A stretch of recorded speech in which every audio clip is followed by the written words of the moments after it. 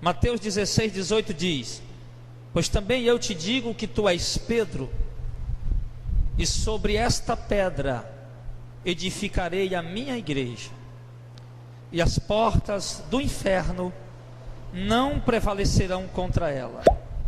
E eu te darei as chaves do reino dos céus, e tudo o que ligares na terra será ligado nos céus, e tudo o que desligares na terra será desligado no céu.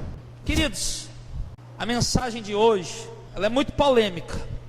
Eu pedi emprestado uma Bíblia católica, apostólica romana, está aqui, né?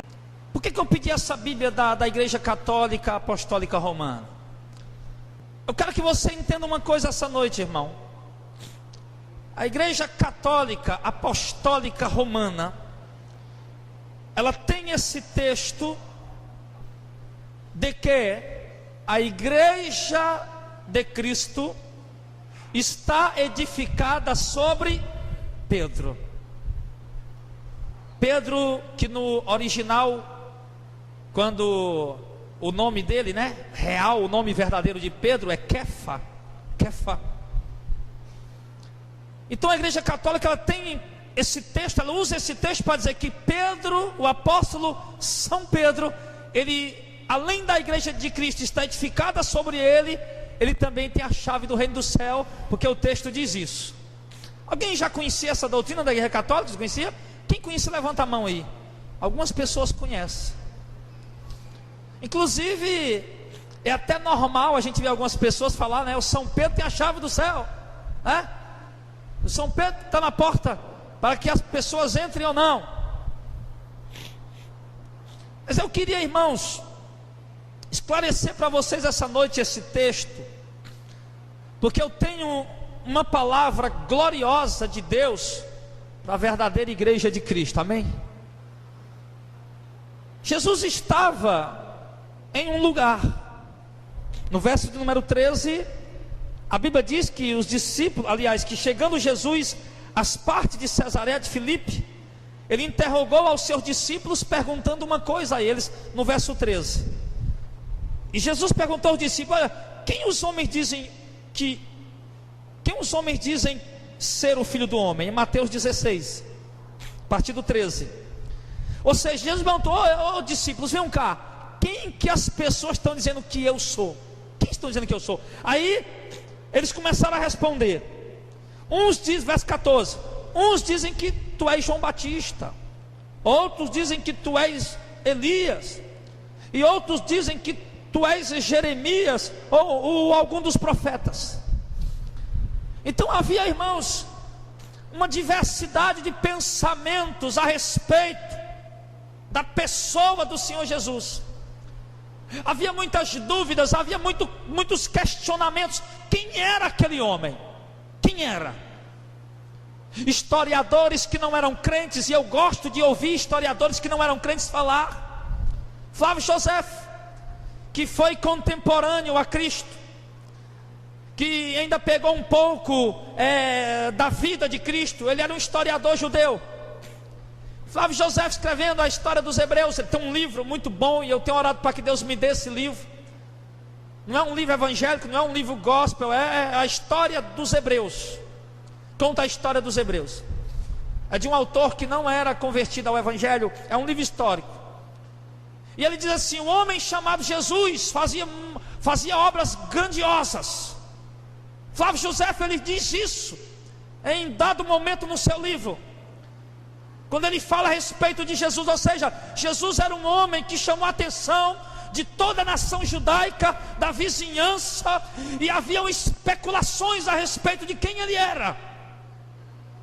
Haviam especulações: não, ele é um profeta, não, ele é João Batista, Herodes mandou degolar João Batista, é João Batista que ressuscitou, por isso agora ele opera milagre. João Batista não operou milagre, mas agora devido a ter ressuscitado, ele opera milagre. Não, ele deve ser Jeremias, porque a pregação dele é muito dura. Não, ele deve ser Elias, porque ele faz muitos milagres também, como Elias fez. E havia uma especulação muito grande. E Jesus já andando, irmão, há alguns anos, há algum tempo, com aqueles discípulos que seguiam a ele, os discípulos que ele estava preparando para fazer a obra após a sua subida. Os discípulos que ele estava preparando para pregar o evangelho, para serem representantes dele aqui na terra. E Jesus precisava saber se os discípulos já estavam sabendo quem ele era de verdade. E Jesus vai e direciona agora a palavra aos discípulos deles, porque, irmãos, nós não podemos fazer a obra de Cristo sem saber quem é Jesus. Nós não podemos falar de alguém que nós não conhecemos. Não podemos falar de Jesus, anunciar a palavra de Jesus, pregar a Jesus, se nós não conhecemos Ele. Então Jesus experimentou aqueles discípulos daquele dia, como Ele tem nos experimentado todos os dias. Sabe, irmão, que muitas provas que vêm na sua vida, Deus está te experimentando para saber se você já sabe que Ele é Deus. Sabe que algumas dúvidas que vêm às vezes no teu coração, na tua mente, em relação ao reino de Deus, em relação à vida eterna, em relação à salvação, em relação à obra de Deus, algumas dúvidas que vêm, que o diabo quer colocar na tua mente, Deus ali está te provando, para ver se você realmente já conhece a Jesus. Então Jesus pergunta aos discípulos: mas vocês, sim, vocês, quem vocês dizem que eu sou? Jesus poderia dizer: vocês aí que andam comigo já durante alguns meses ou durante alguns anos, eu não sei quanto tempo fazia aqui já de ministério, vocês que andam comigo já há tantos meses, há tantos anos, quem vocês dizem que eu sou? Quem eu sou? Para vocês, quem eu sou? Para os homens eu sou um profeta, para os homens eu sou João Batista, para os homens eu sou Jeremias, eu sou Elias ou alguém que ressuscitou dos mortos. Mas vocês, meus discípulos, meus seguidores, que eu estou preparando para fazer minha obra, para pregar minha palavra, para fundar a minha igreja, quem vocês dizem que eu sou? E Pedro saiu na frente, como sempre, e ele chega ali na frente de todo mundo, ele toma a dianteira, ele toma a frente sem medo, e ele chega e ele diz no verso de número 16: e Simão Pedro respondeu e disse: tu és o Cristo, o Filho do Deus vivo.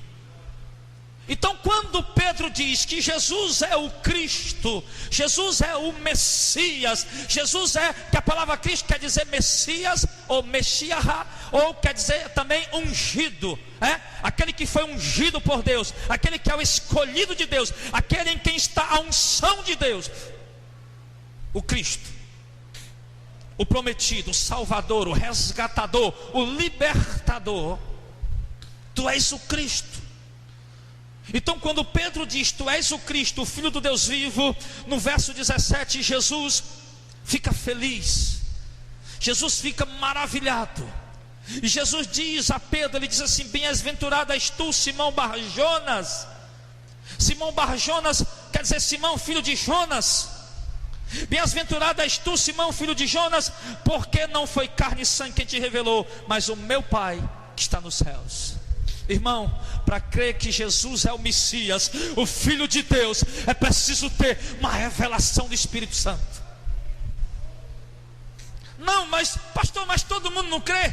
Católico, espírita, macumbeiro, umbandista, evangélico, de igreja desviada, de igreja apóstata, todo mundo não crê que Jesus é o Cristo? Sim, meu irmão. Na verdade, eles dizem que Jesus é o Cristo, mas da boca para fora, porém as suas obras demonstram o contrário. Porque se eles crescem que Jesus é o Cristo, eles se converteriam a Ele, temeriam e tremeriam diante da sua palavra, e obedeceriam a sua palavra, nem que precisasse derramar seu sangue, nem que precisasse perder um dos seus membros. Porque sabes que apenas os seguidores de Cristo é que herdarão o reino dos céus. E seguir a Cristo não é simplesmente saber que Ele é o Cristo. Seguir a Cristo, reconhecer que Jesus é o Cristo, é segui-lo.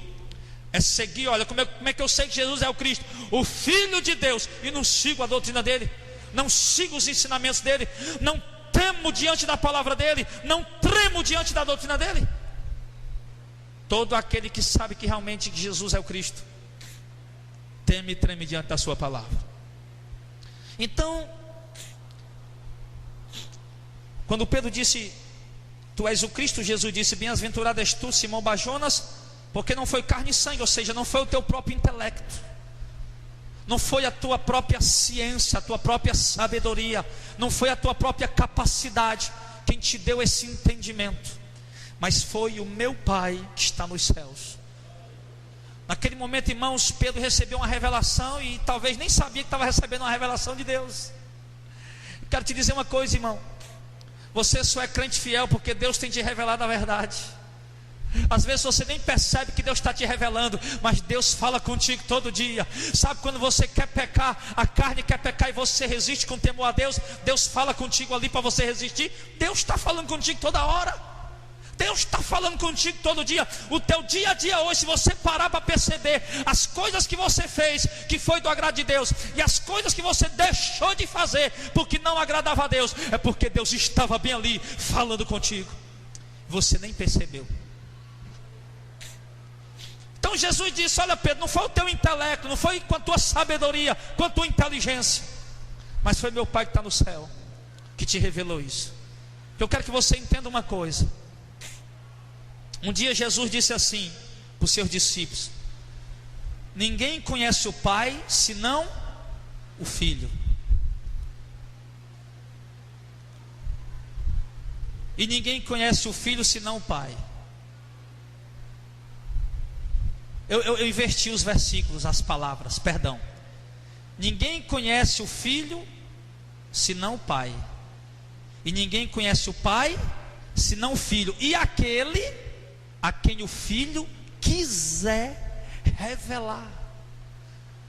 Era preciso uma revelação do Espírito Santo para que o homem pudesse conhecer a Deus, para que o homem pudesse conhecer a Cristo. É preciso uma revelação de Deus. Quando Jesus ia subir para os céus,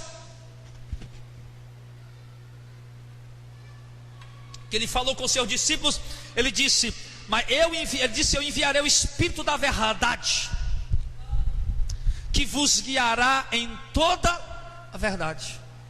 Jesus disse que o Espírito da verdade nos guiaria em toda a verdade. Ou seja, irmão, entende uma coisa, presta atenção numa coisa: aqueles que reconhecem verdadeiramente a Jesus como Cristo, esses é porque tem o Espírito Santo, e esses são guiados pelo Espírito Santo em toda a verdade. Se você vê alguma igreja aí andando na metade da verdade, não, o Espírito Santo não está lá. Se você vê uma igreja andando mais ou menos na verdade, não, o Espírito Santo não está lá, porque o Espírito Santo nos guia em toda a verdade. E uma verdade que eu quero dizer para você, irmão, eu tenho que colocar isso, não tem nada a ver com a pregação, mas eu tenho que botar. Uma verdade que eu quero dizer para você, Mateus 10:8: de graça recebei, de graça dai os dons que Deus deu. Isso é uma verdade. Então igreja que não dá de graça os dons de Deus, ela está na metade da verdade, então o Espírito Santo não está ali. Outra verdade: Jesus entra na igreja, no templo, com um chicote na mão, vira banca, vira, chuta, desce o chicote: tira daqui essas coisas, não faz da casa do meu pai casa de venda, porque a minha casa do meu pai é casa de oração. Isso é outra verdade. A casa de Deus não é casa de venda. Não, pastor, tem igreja ali que está mais ou menos na verdade. Não, filho, ou ela está na verdade ou ela está no engano. Casa de Deus não é casa de comércio, casa de Deus não é casa de venda. Isso é uma verdade, e o Espírito nos ensina ela, o Espírito nos guia a ela. Amém, irmão? Você reconhece essa verdade? Você está disposto a praticar essa verdade? Pastor, mas isso é loucura. Não, não é loucura, é a palavra de Deus. Por isso a Bíblia diz que a mensagem da cruz é loucura para os que se perdem, mas para nós que somos salvos é o poder de Deus para nós. Nós temos que andar em toda a verdade. Se eu tenho o Espírito de Deus, eu tenho que seguir toda a verdade. Eu não estou preocupado, irmão, se vou desagradar alguém. Eu sigo toda a verdade.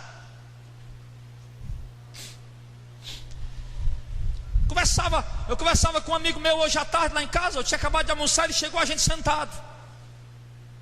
Ele dizia para mim: pastor, nós estamos querendo reunir os pastores para orar, porque os pastores, as igrejas, elas têm muita indiferença, os pastores brigam muito uns com os outros. Eu digo: meu irmão, eu quero te dizer uma coisa, eu não tenho indiferença com ninguém, eu não brigo com ninguém, eu quero te dizer, eu sou radical enquanto a doutrina da cruz.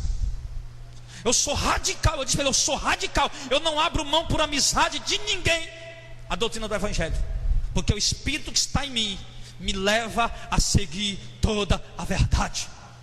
Eu não vou ser hipócrita de estar fazendo aliança com a igreja que está vivendo apenas a metade da verdade. Amém? Não. Então, o Espírito revelou a Pedro, e Pedro entendeu isso. E Jesus disse que Pedro era bem-aventurado. Bem-aventurado és tu, Simão, filho de Jonas, porque não foi carne e sangue quem te revelou, mas foi meu Pai que está no céu. Pedro só está dizendo isso aí porque Deus te revelou, o Pai te revelou isso.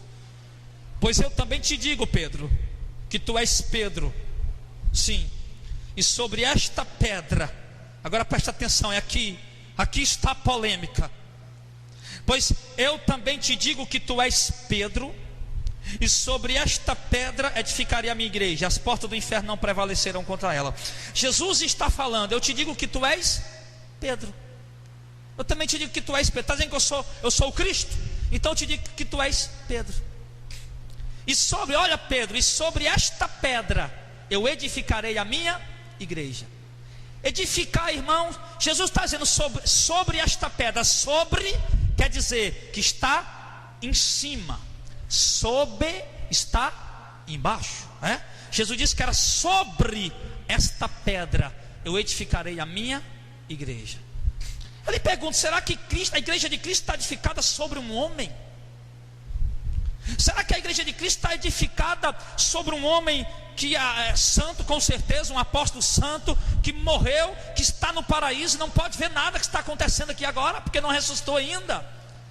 Será que Cristo realmente, como ele diz no verso seguinte, eu te darei a chave do reino do céu, tudo que ligar na terra será ligado no céu, e tudo que desligar na terra será desligado no céu? Será que Cristo realmente entregou a chave do reino do céu a Pedro, para que Pedro ligasse, desligasse, abrisse e fechasse, e sendo que Pedro morreu, e agora?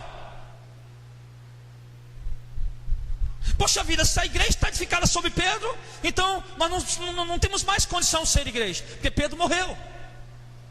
Poxa, se a chave do reino do céu está na mão de Pedro, e Pedro não ressuscitou ainda, a Bíblia diz, ninguém subiu ao céu, senão aquele que de lá desceu, o Filho do homem está no céu. A Bíblia não diz isso? E Pedro não subiu ao céu ainda, porque ele não ressuscitou, ele está morto, a sua alma está no paraíso, de acordo com Lucas capítulo 16, de acordo com Apocalipse capítulo 5, se eu não me engano, as almas dos que foram mortos embaixo do altar, lá no paraíso de Deus. Então nós estamos perdidos, irmãos. A igreja não pode mais ligar nada, nem desligar nada, porque a chave do reino do céu foi entregue a Pedro, e Pedro morreu. Quem está entendendo, diga amém. Vamos entender. Pois eu também te digo que tu és Pedro, e sobre esta pedra eu edificarei a minha igreja. Esta pedra, ela significa o alicerce, está entendendo? Porque algo vai ser construído em cima, amém? Preste muita atenção, por gentileza. Isso é uma revelação do Espírito Santo. Isso não é blá blá blá de homem.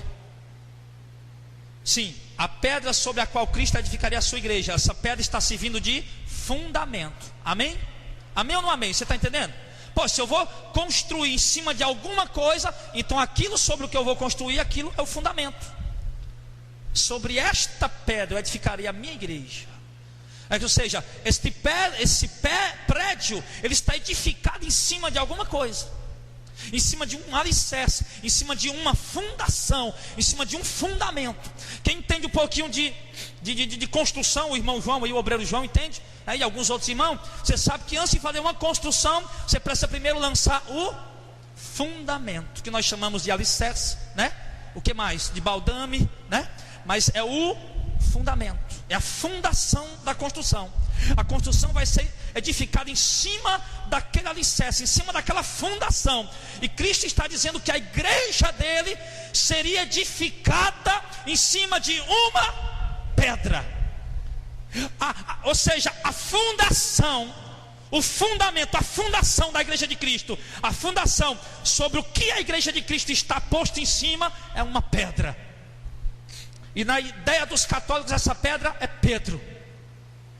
Mas vamos ver quem é essa pedra. Nós temos que entender quem é essa pedra. Você já entendeu que Cristo está falando de construir, né? Eu edificarei a minha igreja, eu vou construir a minha igreja. Então essa pedra vai servir de fundação. Para construir a igreja precisava de uma fundação, e a fundação seria uma pedra que a igreja católica apostólica romana insiste em dizer que é Pedro, que é o apóstolo Pedro. Vamos ver uma profecia lá em Isaías 28.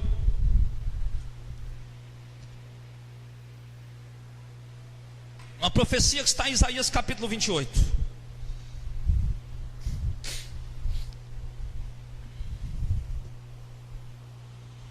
Vamos prestar atenção para poder compreender a palavra. Eu quero que vocês sejam a igreja de Fortaleza mais instruída na verdade, para que você possa instruir a outros a respeito da verdade e ajudar aqueles que andam no engano, porque aprenderam errado. Isaías 28, versículo número 16 diz assim, ó: portanto assim diz o Senhor Jeová, Deus o Pai, né? Eis que eu assentei em Sião. Sião é um dos nomes dados também a Jerusalém, Israel. Eis que eu assentei em Sião uma pedra já provada. Assentei em Sião o quê? Uma pedra. E essa pedra já foi provada, ela é preciosa, de esquina, que está bem firme e fundada. Aquele que crê não se apressa. Uma profecia no profeta Isaías estava dizendo que Deus estava dizendo que, volta lá para Mateus 18, 16. Uma profecia em Isaías estava dizendo que Deus iria assentar em Sião uma pedra já provada, uma pedra preciosa de esquina, que está bem firme e fundada. Ele fala a respeito disso. Você acha que essa profecia se referia a Pedro? Essa profecia se referia ao Messias, a Messias Jesus. Por quê, pastor? Vamos lá para 1 Coríntios capítulo 3. 1 Coríntios capítulo 3. Eu não quero que você saia daqui com nenhuma dúvida. Eu passei muitos anos sem entender esse texto. Quando eu via esse texto eu ficava confuso. E acredito que alguns de vós também. Vamos ler 1 Coríntios capítulo 3, versículo 10. 1 Coríntios 3 e 10 diz: segundo a graça de Deus que me foi dada, Paulo está dizendo isso. Pois eu, como sábio arquiteto, agora ele vai comparar a obra de Cristo com uma arquitetura, uma construção. Pois eu, como sábio arquiteto, o fundamento, e o outro constrói ou edifica sobre ele. Mas veja cada um como edifica, porque ninguém pode pôr outro fundamento além do que já está posto, o qual é Cristo Jesus. Cristo Jesus ou Jesus Cristo. Apóstolo Paulo está comparando a igreja de Cristo, a obra de Cristo, a uma construção. E Paulo está dizendo: olha, ninguém pode pôr outro fundamento. Ou seja, ninguém pode pôr outro fundamento além do que já está posto. Já havia um fundamento colocado, já havia sido posto um fundamento para que fosse feita uma construção em cima. E esse fundamento, o apóstolo Paulo diz que ele é Jesus Cristo. Ou seja, entende uma coisa, voltando para Mateus capítulo 16, quando Cristo diz: sobre esta pedra edificarei a minha igreja, ele está dizendo: você diz que eu sou o Cristo? Simão Pedro diz: tu és o Cristo, filho de Deus vivo. Então, quer dizer, você diz que eu sou o Cristo, parafraseando, para você entender. Você diz que eu sou o Cristo? Então sobre esta pedra eu edificarei a minha igreja. A igreja de Cristo está edificada sobre o fundamento que já foi posto, que já foi lançado. E esse fundamento é Cristo, e ninguém pode lançar outro fundamento, o qual já está posto, o qual é Cristo Jesus. A igreja católica apostólica romana não tem o direito de dizer que o fundamento é Pedro. Eu amo o apóstolo Pedro, como eu queria ter a fé daquele homem, como eu queria fazer as obras que aquele homem fez, como eu queria ter a unção que aquele homem teve. Mas a igreja de Cristo está edificada sobre ele, sobre Cristo, sobre o Messias, sobre o Senhor. Ele é a fundação da igreja. Sobre esta pedra edificarei a minha igreja. Mas que pedra? Cristo. Você não disse que eu sou Cristo? É sobre esta pedra que eu edificarei a minha igreja. Sobre quem? Cristo. Por quê? Porque você disse que eu sou Cristo, o Filho de Deus vivo. É sobre esta pedra que eu vou edificar a minha igreja. Fundamento que já foi posto, ninguém pode lançar outro. Em Mateus capítulo 7, Jesus compara a palavra de Cristo. Ele compara a palavra dele. Sim, ele diz assim: aquele que obedecer estas minhas palavras é como um homem que edifica sua casa. Aonde? Na pedra, na rocha. Transborda os rios, sopra os ventos e não cai aquela casa, porque está edificada em cima da pedra, em cima da rocha. E o que era a rocha que ele estava dizendo? A palavra dele. Que guarda a minha palavra é o varão prudente que edificou sua casa em cima da rocha. Transborda o rio, sopra os ventos. Quem lembra dessa passagem aí? Quer que eu abra para ler? Precisa? Todo mundo já ouviu. 7:24. Então Cristo está dizendo: quem guarda essa minha palavra, eu comparo ao homem prudente que construiu a sua casa sobre a rocha, sobre a pedra. E quem é esta pedra que ele está dizendo lá? A minha palavra. Não, ele está dizendo que é a palavra dele. Quem guarda a minha palavra está construindo sua casa em cima da pedra, da rocha. A igreja, irmão, não é uma estrutura de concreto. A igreja somos nós, casa espiritual. Cristo disse que se eu guardar a palavra dele, a minha vida estará edificada em cima de uma rocha. E quem é essa rocha? A palavra dele. E quem é a palavra? O que a Bíblia diz em João capítulo 1? E o verbo se fez carne. Quem é esse verbo que se fez carne? Cristo. Ele é o verbo, ele é a palavra que se fez carne. A palavra dele é ele mesmo. Em Apocalipse capítulo 19, quando Jesus vem montado no cavalo branco, sempre eu estou falando isso esses dias. Quando Jesus vem montado no cavalo branco, a Bíblia diz que o nome pelo qual ele se chama é a palavra de Deus. Cristo é a palavra de Deus. E a palavra de Deus é uma rocha para aqueles que edificam a sua vida em cima dela. Transborda rio, sopra vento e ela não cai, porque está construída na pedra, está firmada na palavra que é Cristo. Cristo é a rocha, sim, sobre quem ele constrói a sua igreja. Amém? Ele diz a Pedro, voltando para Mateus 16.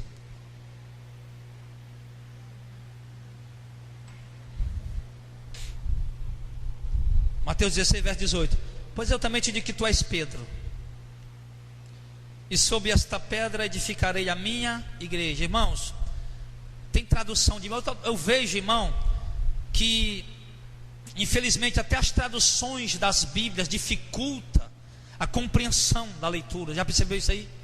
Tem tradução que complica a coisa. Tem tradução que complica. Tem traduções, irmão, que nem tem traduções que nem confiáveis são.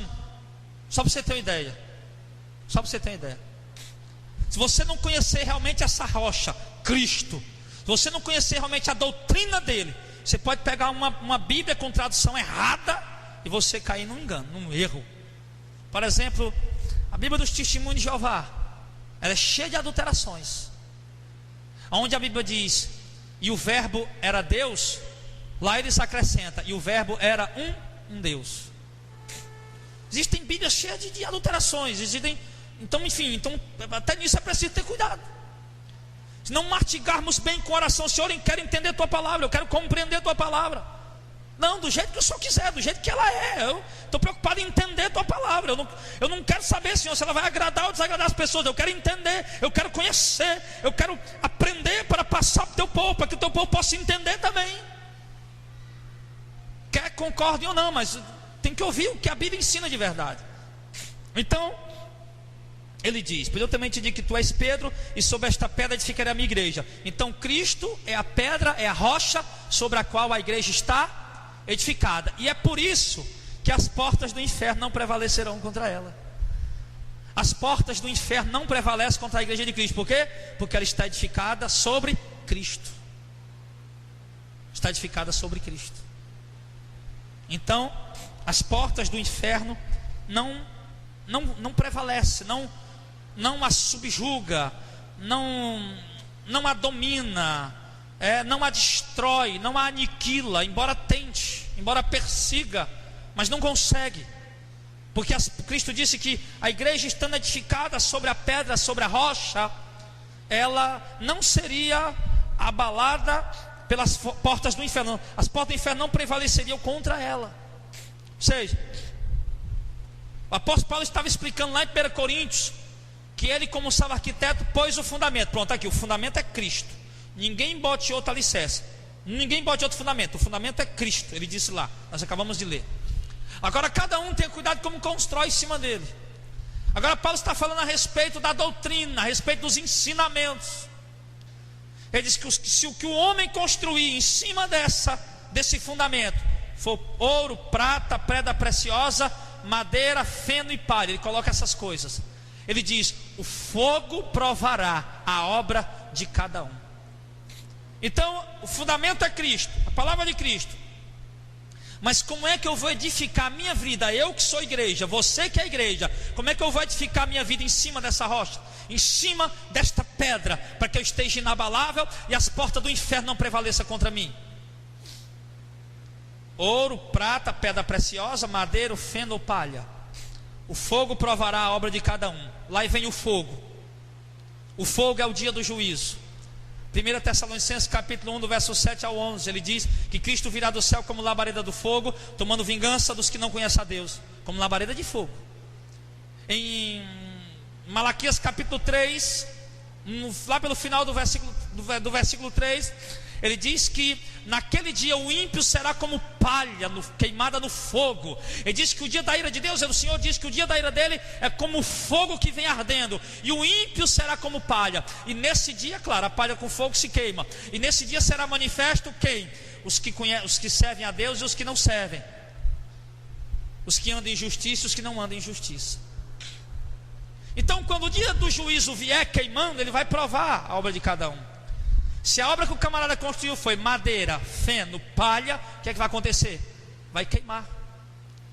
Mas se a obra que eu construo, a minha vida, eu que sou igreja, sim, a minha doutrina, os meus passos que dou, estão realmente firmados na palavra de verdade, na sã doutrina, na genuína palavra, sem adulteração, sem distorção, eu estarei edificando uma casa em cima desta rocha de ouro, prata e pedra preciosa. Quando o fogo vier, ele vai provar. E quando o fogo vem sobre o ouro, a prata e a pedra preciosa, o que é que acontece? Ele purifica. É o contrário da palha. A palha se queima.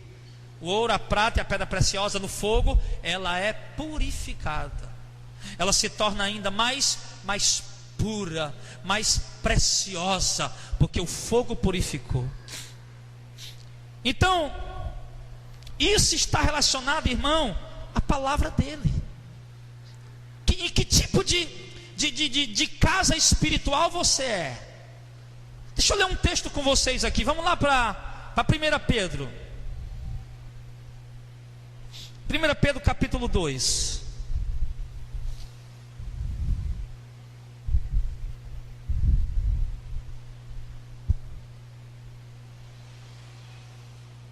Pedro no final da Bíblia, lá pertinho de Apocalipse, capítulo 2, versículo 1 diz: 1 Pedro, capítulo de número 2, versículo 1, está escrito assim: deixando, pois, toda a malícia, que é uma palavra que Pedro está dando para a igreja, e todo o engano, e fingimento, e inveja, e todas as murmurações, desejem afetuosamente, como meninos novamente nascidos, o leite racional, não falsificado, para que por ele vades crescendo. O apóstolo Pedro compara agora a palavra de Cristo a um leite que gera um raciocínio. Já ouviu falar no culto racional que o apóstolo ensina a gente a prestar a Deus? Pedro diz: nós devemos desejar afetuosamente, como menino nascido de novo, o leite racional. Ele está comparando a palavra de Deus como um leite racional. Devemos seguir a Cristo com o entendimento da palavra, não como fanáticos loucos que não sabem o que é. E o pastor disse: irmão, o bolo que a minha mãe fez era um bolo muito gostoso, glória a Deus, aleluia. Não, precisamos seguir a Cristo de uma forma racional. não falsificado, porque existe a palavra falsificada. Paulo fala isso por 2 vezes na Epístola aos Coríntios. Ele diz: nós não somos como muitos falsificadores da palavra de Deus. Ele diz que o leite tem que ser o leite racional, não falsificado, para que por ele vades crescendo. Nós vamos crescer em Cristo, vamos crescer nessa rocha que é Cristo, que é a pedra sobre quem está edificada sua igreja. Mas vamos crescer tomando o leite racional, que é a palavra de Deus, não o leite falsificado. Com isso nós vamos crescendo. Se é que já provaste que o Senhor é benigno. Verso 4: chegando vós para ele, que é a pedra viva, reprovado na verdade pelos homens, mas para com Deus eleita e preciosa, vocês também, como pedras vivas, sois edificados casa espiritual, sacerdócio santo, para oferecerem sacrifícios espirituais agradáveis a Deus por Jesus Cristo. Então ele diz que nós somos pedras vivas, porque nós somos casas espirituais, edificados, ou seja, construídos. Nós somos a construção, o alicerce é Cristo. Nós, a igreja, somos o que? A construção. Agora deixa eu te fazer uma pergunta, irmão. Você olha para um templo desse aqui, você está vendo o alicerce? Não, você está vendo somente a construção. Assim é a igreja de Cristo aqui. Ninguém dá para ver o alicerce, não dá para ver o alicerce, mas dá para ver que é uma igreja bem firmada, dá para ver que é uma igreja bem edificada. Eles não vê o alicerce, mas ele vê a firmeza da igreja na palavra, eles vê a firmeza da igreja em Cristo, eles vê a firmeza da igreja na doutrina. Então eles veem que essa construção, que é a igreja, que somos nós, eu, você, casa espiritual, para a morada de Deus no Espírito, habitação do Espírito Santo. Eles veem que esta casa espiritual, nós somos sacerdócio santo, para oferecer sacrifícios espirituais agradáveis a Deus por Jesus Cristo. Então, nós voltando lá para Mateus capítulo 16, dando o seguimento, nós vimos aqui algo também interessante. Então nós já vimos que Cristo é a pedra sobre quem a igreja está edificada, e não Pedro, é Cristo, sem dúvida alguma. Eu não tenho a menor dúvida disso. Se você quiser sair daqui com dúvida, eu não posso fazer nada. Se o Espírito Santo não revelou a você, meu irmão, então a tua situação está difícil diante de Deus, porque se o Espírito Santo não te convence, então dá licença. Se a palavra de Deus não consegue te convencer, é como Moisés disse para aquele rico lá no inferno: olha, ô pai Abraão, manda o Lázaro ir lá em casa. Abraão, manda o Lázaro lá em casa para dizer para meus irmãos que o inferno existe, dá testemunho. Eles lá tem Moisés e os profetas, lá tem a palavra, se eles quiserem que acredite. Eles dizem: não, mas se um dos mortos for, eles acreditam. Não acredita não. Se eles não acreditam na palavra, muito menos vai acreditar que um morto ressuscite. É isso que ele diz. Então quer dizer, se você não acredita na palavra, então você não acredita em mais nada. Dando seguimento, entendendo já que nós somos a igreja de Cristo, estamos edificados sobre essa rocha que é Cristo, que é a sua doutrina, que é a sua palavra. Por isso as portas do inferno não nos abalam, não prevalecem contra nós. Tentaram destruir a igreja muitas vezes, mas não conseguem. Os falsos profetas estão aí, as heresias estão aí, mas a igreja ainda continua um remanescente. A igreja de Cristo sempre foi uma igreja sofrida, sempre foi uma igreja perseguida, sempre foi uma igreja onde os seguidores de Cristo sempre foram tidos como a escória do mundo, como foram mortos, foram assassinados brutalmente. Foi um povo ignorado, detestado, um povo rejeitado, excluído da sociedade. A igreja de Cristo sempre foi assim. Mas o Senhor nos entrega algo extraordinário. No verso 19: e eu te darei as chaves do reino dos céus. Cristo está dando à igreja a chave do reino dos céus. Irmão, isso aqui é muito forte. Queria explicar essa primeira parte para poder chegar aqui, para você entender, irmão, a grandeza. Preste muita atenção, irmão. Eu te darei as chaves do reino dos céus. Cristo está dando a chave do reino dos céus a quem? A igreja. A igreja de... Quem é a igreja de Cristo, pastor? Sim, porque alguns dizem uma coisa, outros dizem outra. Pastor, quem é a igreja de Cristo, afinal de contas? Pastor, a igreja de Cristo é a igreja Missão de Fé. Pastor, a igreja de Cristo é a igreja Assembleia de Deus. Pastor, a igreja de Cristo é a igreja católica. Pastor, a igreja de Cristo é a igreja dos mormons ou a igreja dos testemunhos de Jeová. Querido, eu te digo uma coisa, que a igreja de Cristo é a igreja que segue a doutrina, a genuína e verdadeira e santa e gloriosa doutrina do Evangelho de Cristo. Irmão, está vazando o cano aí, é? Está vazando o cano aí? Para frente aqui, ó. Tem espaço aqui, irmão Silvandir. Tem espaço aqui. Então entende uma coisa: a igreja de Cristo é o povo que segue a palavra, o povo que segue a doutrina. A igreja de Cristo, irmão, não precisa de show para se alegrar. A igreja de Cristo precisa da presença do Espírito Santo para se alegrar. A igreja de Cristo não tem o reino de Deus como comida ou bebida. A igreja de Cristo tem o reino de Deus como paz, alegria e gozo no Espírito Santo, mesmo faltando algumas coisas, muitas vezes. A igreja de Cristo não anda olhando para esse mundo. A igreja de Cristo olha para as coisas que são do alto, onde Cristo está sentado à direita do Pai, como disse Paulo. A igreja de Cristo não cobiça as coisas de baixo, mas cobiça as coisas de cima. A igreja de Cristo não adultera a palavra. A igreja de Cristo não se desvia da palavra. A igreja de Cristo não distorce a palavra. A igreja de Cristo prega, ensina e vive a palavra do Evangelho da salvação da cruz. A igreja de Cristo não aceita a teologia da prosperidade, porque Cristo disse que é difícil o rico entrar no reino do céu. A igreja de Cristo quer seguir a Cristo, porque quer entrar no reino do céu. A igreja de Cristo prega a sua cruz e vai seguir a Cristo, sim, com tribulações e sofrimento, mas sabendo que essas tribulações são momentâneas e temporais, e elas produzirão para nós um eterno peso de glória.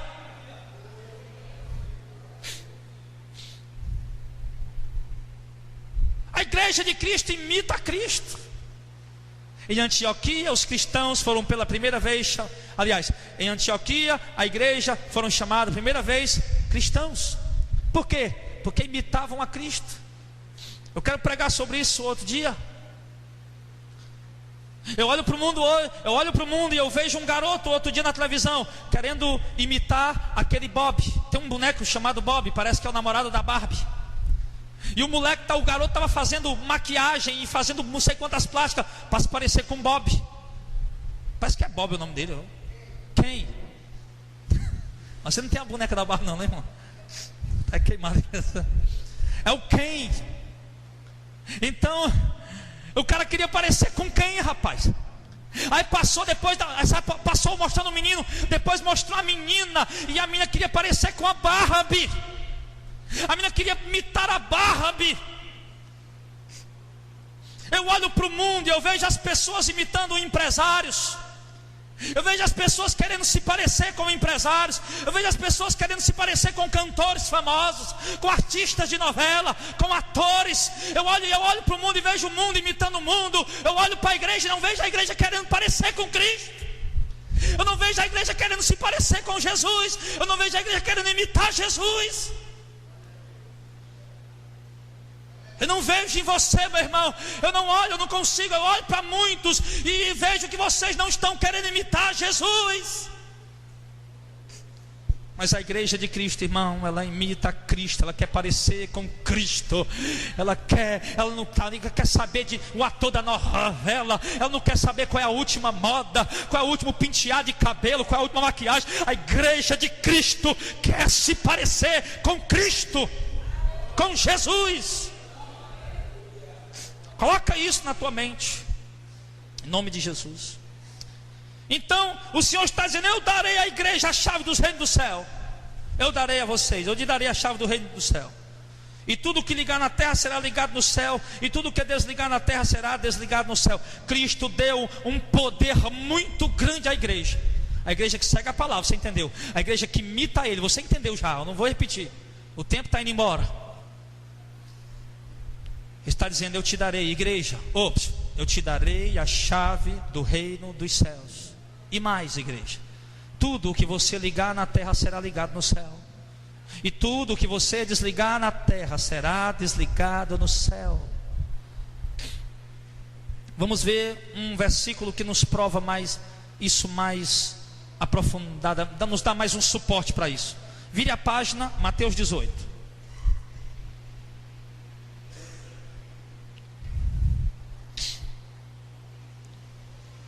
Mateus 18, versículo número 15 diz: ora, se o teu irmão pecar contra ti, vai e repreende ele entre ti e ele só vocês dois. E se ele não te ouvir, aliás, se ele te ouvir, tu ganhou teu irmão. Mas se não te ouvir, leva ainda contigo um ou dois, para que pela boca de duas ou três testemunhas toda palavra seja confirmada.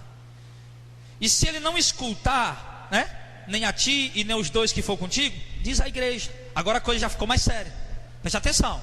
Preste atenção. Ele disse: se ele não te escutar, dize à igreja. E se também não escutar a igreja, considere ele como o quê? Como um gentil e um publicano. Um gentil quem é? Um descrente, um incrédulo. Um publicano era símbolo de ladrão, de corrupto, de um pecador imundo. E Jesus Cristo está ensinando: vai ganhar teu irmão. Se tu conseguir ganhar ele, amém. Se não, leva mais dois, confirma a palavra. Se ele não quiser ouvir vocês três, então leva para a igreja. E aí, se ele não der ouvido à igreja, considere ele como um pecador, como um incrédulo, porque ele não quis ouvir a igreja.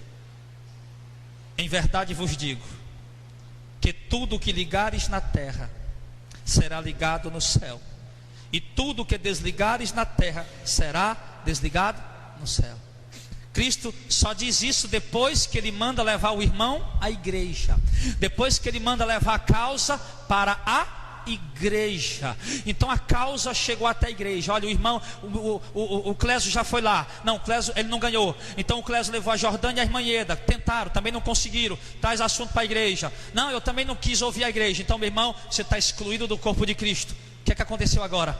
Aquela pessoa, escute bem, o que eu estou lhe falando aqui é Bíblia, é a doutrina, a sã doutrina do Evangelho. Aquela pessoa está cortada do corpo de Cristo, está cortada. Ela não pertence mais à igreja. Ela não pertence mais à igreja. Cristo não olha mais para ela, vendo ela como um membro da igreja, como parte da igreja. Cristo agora olha para ela e considera ela como um incrédulo e como um pecador imundo. Foi isso que ele falou aí. Por quê? Porque a igreja ligou na terra. Você entendeu? É tremendo isso, irmão. Olha, a autoridade está na igreja. Agora não é qualquer igreja que pode fazer isso não, irmão.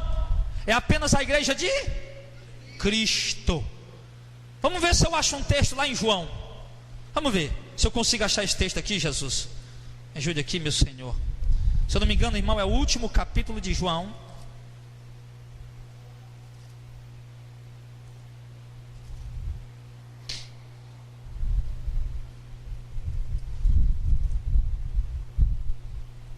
Oh, Jesus.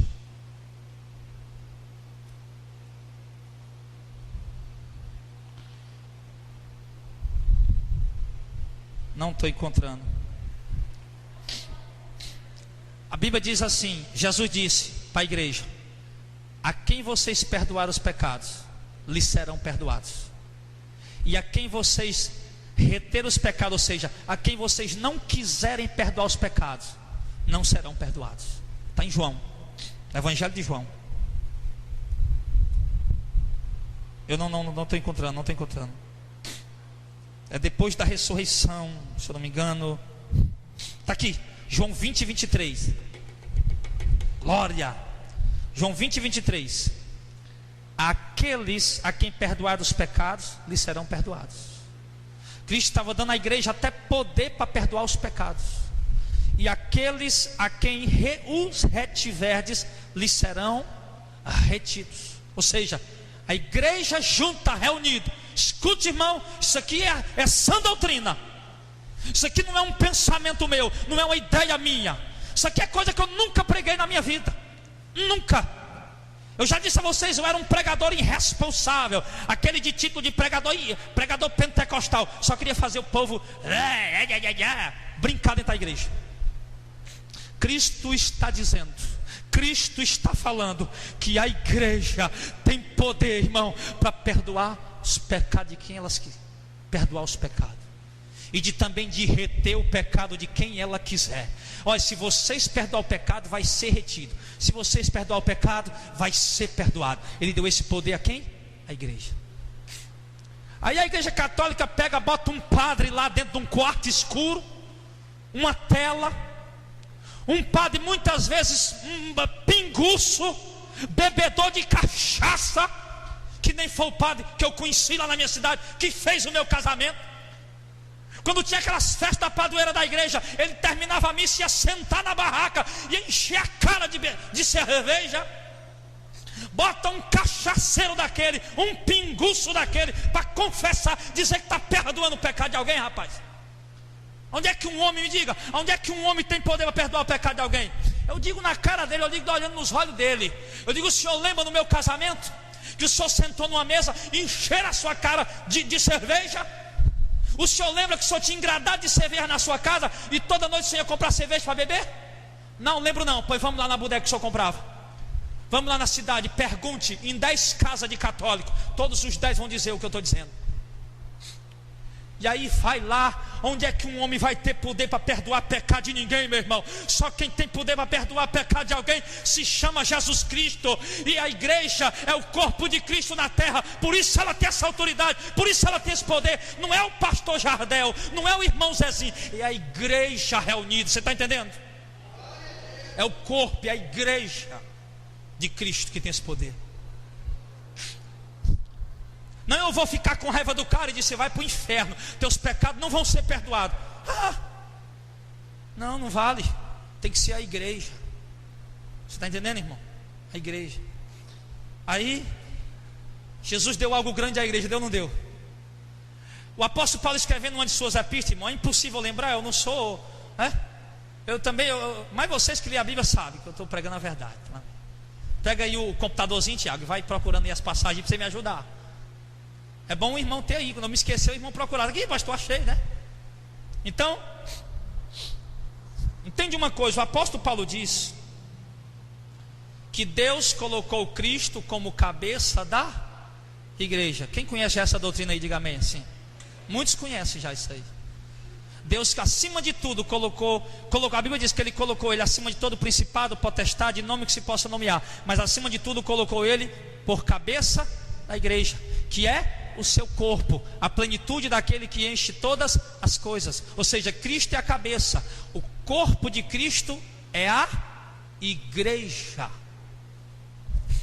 O corpo de Cristo é a igreja. Ou seja, olhar para a igreja de Cristo está olhando para o próprio Cristo. Ouvir a palavra da igreja de Cristo está ouvindo o próprio.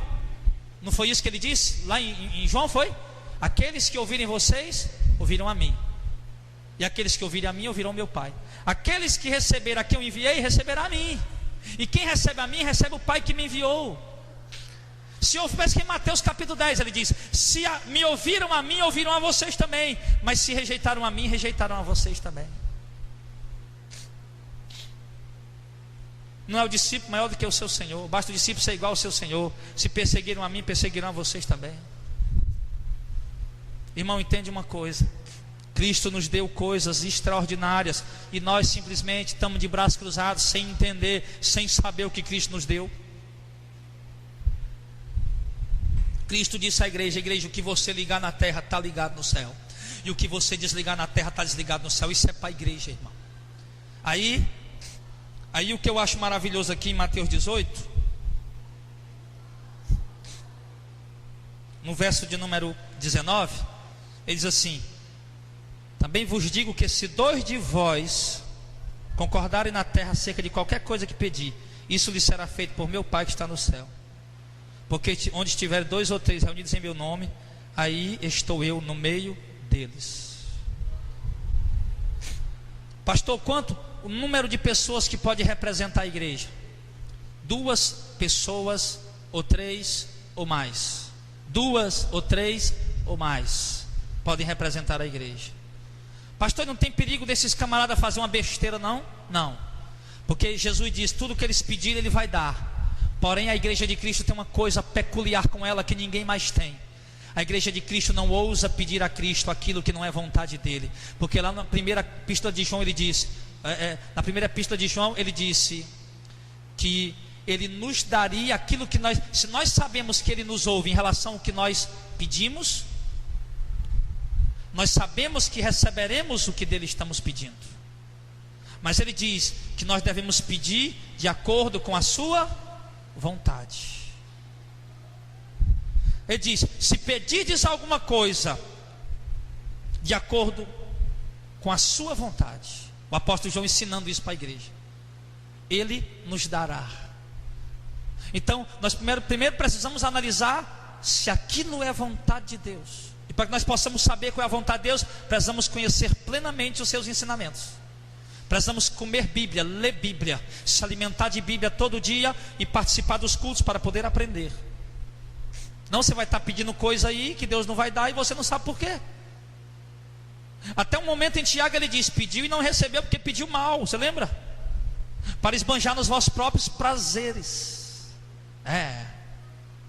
Adúlteros e adúlteras, não sabeis que a amizade do mundo é inimiga de Deus? Então a igreja de Cristo vai pedir aquilo que está de acordo com a vontade dele. A igreja de Cristo não vai chegar diante de Cristo: Jesus, me dá riqueza. Não, porque Jesus disse que dificilmente o rico entrará no reino do céu. Jesus disse que ninguém pode servir a dois senhores, ninguém pode servir a Deus e as riquezas. A igreja de Cristo não vai se juntar para pedir riqueza. A igreja de Cristo pode pedir provisão, pode pedir recursos para fazer a obra, mas riqueza não. Então, mas entende uma coisa aqui para a gente concluir.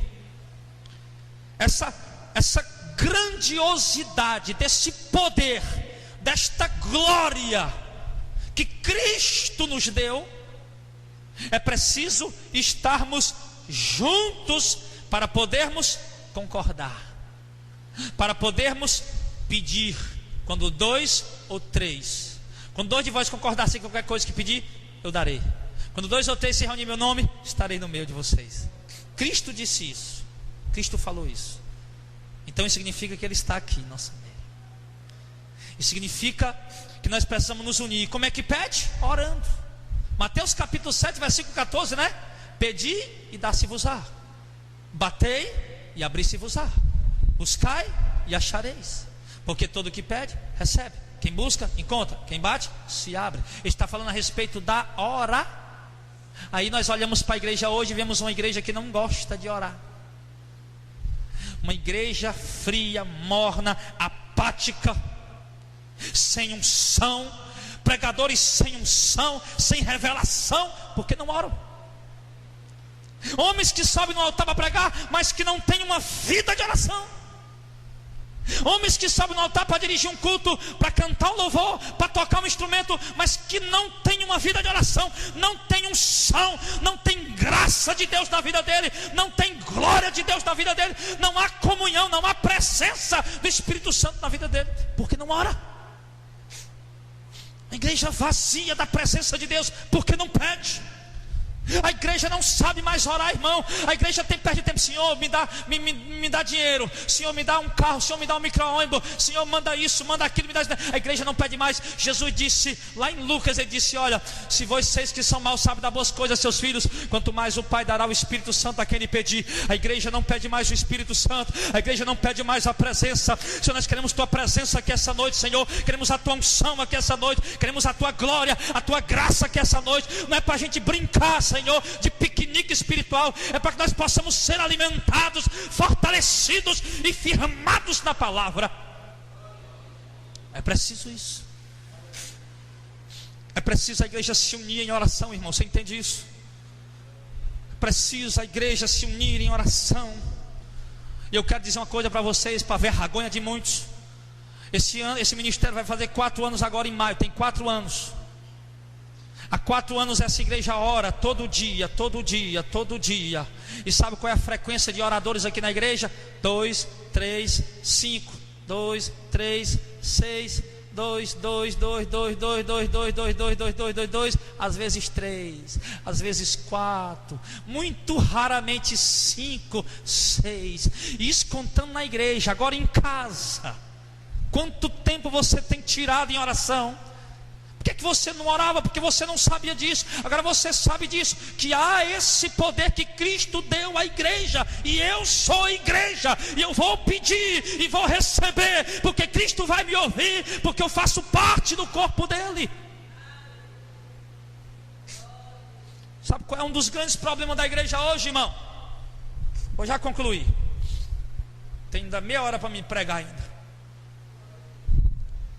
Sabe qual é o problema da igreja hoje? De muitos? Um povo que ora sem esperar a resposta de Deus. Quantas vezes você termina a oração e você sai dali, parece que não fez nada, parece que não pediu nada, não falou nada. Você sai dali e não espera a resposta, você não acredita que vai vir resposta, você só orou, apenas orou porque sabe que precisa orar, necessita orar, mas foi aquela oração fraca, oração sem fé, oração sem fervor, oração sem determinação. Você sai dali e não espera a resposta, você não há uma expectativa de uma resposta de Deus para a tua vida. Enquanto eu olho para a Bíblia, eu vejo Daniel, a Bíblia dizendo: e Daniel, passei 3 semanas jejuando e orando. Para que, Daniel? Esperando uma resposta de Deus. Eu olho Moisés subir no monte, passa 40 dias lá no monte orando. Ele só desce de lá quando ele desce com a resposta de Deus.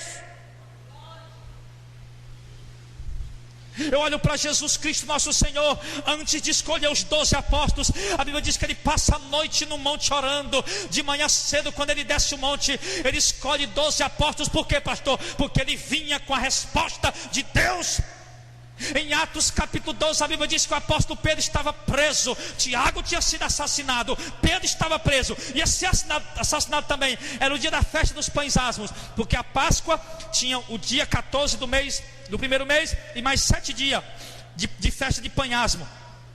E o apóstolo Pedro estava preso encarcerado na prisão. E a Bíblia diz que a igreja fazia oração incessante a Deus por ele. E sabe quando foi que a igreja parou de orar por Pedro que estava na prisão? No dia que Deus enviou um anjo lá na prisão e disse: Pedro, vai-te embora, sai daqui. E Pedro se apresentou à casa. O Pedro está aqui. Eles pararam de orar porque receberam resposta de Deus. Eu olho para o apóstolo Paulo lá em 1 Coríntios, lá em 2 Coríntios, eu não me lembro onde é que está escrito isso. Ele diz: sim, e eu orei, um mensageiro de Satanás me esbofeteava 3 vezes. Eu orei me esbofeteava, e eu orei a Deus 3 vezes para que o Senhor afastasse de mim. E o Senhor disse: a minha graça te basta. Paulo orou a primeira vez, não houve resposta. Paulo orou a segunda vez, não teve resposta. Paulo orou a terceira vez, a resposta veio: não te dou o que tu está pedindo. Mas ele só parou de orar quando veio a resposta de Deus. Sabe quando é que Deus vai atender tuas orações? Sabe quando é que Deus vai ligar no céu o que tu está ligando aqui na terra? Quando você fizer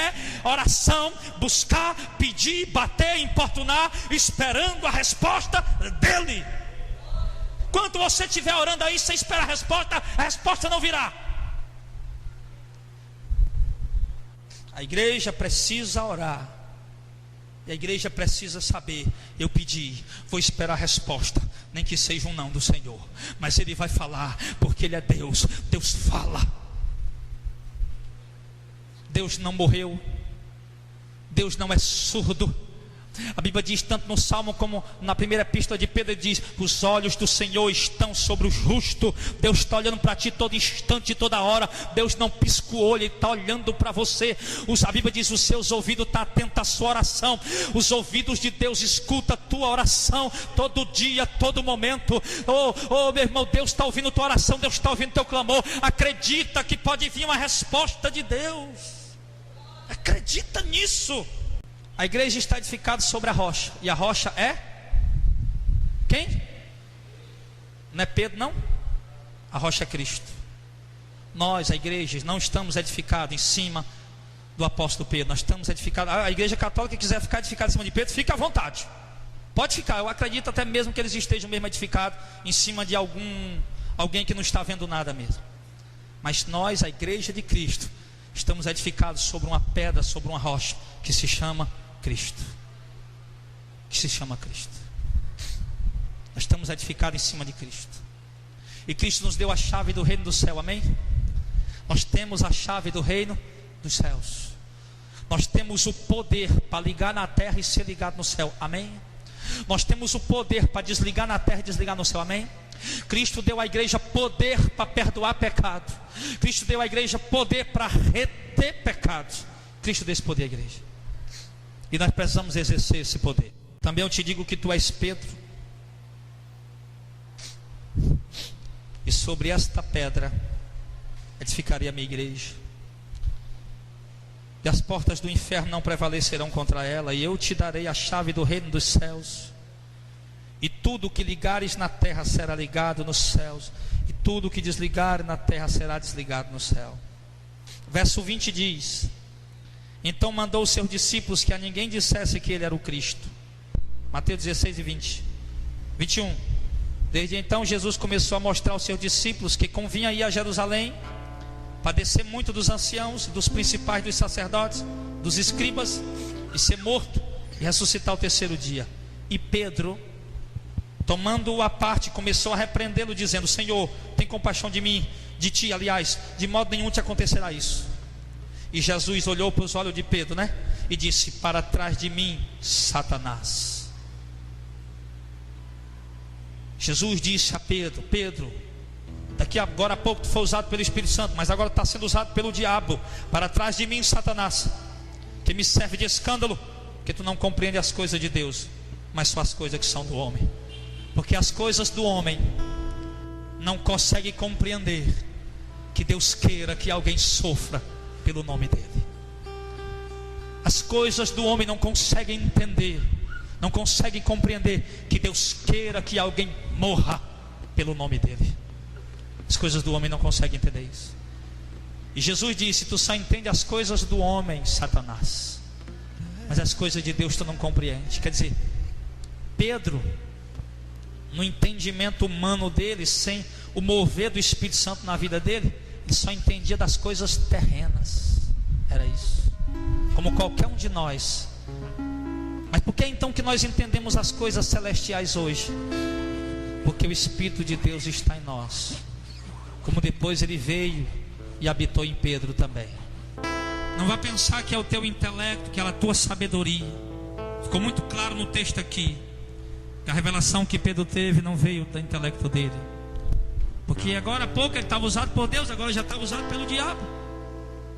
Jesus disse: Pedro, tu és bem-aventurado, porque foi o Pai que te revelou lá do céu. Agora no mesmo instante, na mesma conversa, Jesus já disse: para trás de mim, Satanás, olhando para os olhos de Pedro, porque Pedro já começa a dar lugar para tentar Jesus. E nós temos que entender o seguinte, igreja: nós somos igreja, o nosso fundamento é Cristo, e ninguém pode colocar outro fundamento senão Ele. Todavia, nós precisamos sofrer por Ele. Pastor, mas Deus pode nos proteger? Pode, mas Ele também poderia ter livrado Paulo dos açoites e não livrou. Ele poderia também ter livrado Paulo de ser apedrejado e não livrou. Uma pessoa perguntava: pastor, e uma morte brutal, uma morte de assassinato, a pessoa vai para onde? Eu digo: filho, o apóstolo Paulo vai arrancar a cabeça dele fora, a sangue frio. João Batista, o profeta, também. O apóstolo Pedro, segundo a história, segundo as tradições aí, ele foi crucificado de cabeça para baixo lá em Roma. Alguns outros discípulos foram amarrados em cavalos, e o cavalo disparava amarrado com ele, até que a sua carne que se espedaçasse pelo meio do caminho. Outros foram colocados dentro da dama de ferro. O que é isso, pastor? Um tipo de esqueleto, um tipo de armário no formato de uma pessoa, onde eles colocavam cristãos lá dentro e os prendiam ali, e até que eles morressem. Em outros casos, a dama de ferro era no formato de um boi, de um animal grande, e eles colocavam alguns cristãos dentro daquele ferro, trancava e colocava dentro do óleo quente fervendo, e eles morriam derretendo. Foi assim que eles morreram. E Deus não poderia livrá-los, pastor? Poderia, mas Deus não os livrou, porque foi assim que o Senhor Deus escolheu que eles o glorificassem em sua morte. Nós não temos sofrido, igreja. Você não está sofrendo. Quando eu olho para a história da igreja, quando eu olho para a história dos profetas e dos apóstolos, eu me envergonho de dizer que estou sofrendo pelo nome de Cristo. Eu começo a pensar e dizer: Senhor,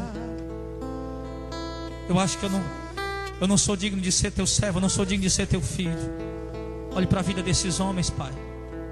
O que eles viveram por Ti, o que eles sofreram por Ti. E hoje a gente leva uma pedradinha por causa do nome de Jesus, já dá vontade de se desviar. Sofre uma ameaçazinha por causa do nome de Jesus, o cara já não quer mais ser crente.